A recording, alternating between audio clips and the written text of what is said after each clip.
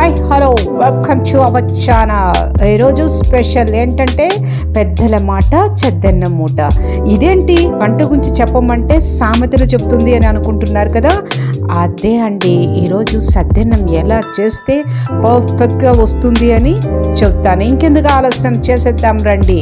ఇందులో బోలెడన్ని విటమిన్స్ ఉన్నాయండి, అవి చివరిలో చెప్తాను చూడండి.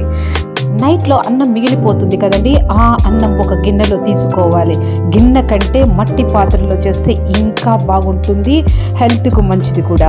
మిల్క్ బాగా కాచి చల్లారి వాటిని అన్నంలో వేసుకోవాలి.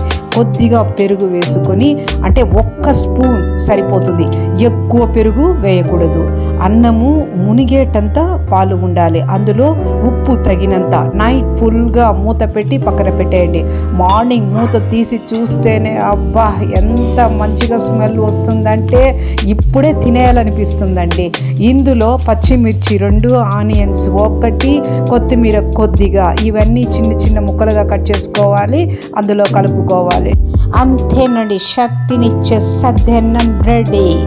ఇందులో vitamin B1, vitamin B2, vitamin B6, vitamin B12 and iron, calcium, ఇంత శక్తి ఉంది కాబట్టే మన పెద్దలు ప్రతిరోజు దీన్ని తినేవారు. రేపటికి వేరొక వంటతో కలుద్దాం. Have a nice day.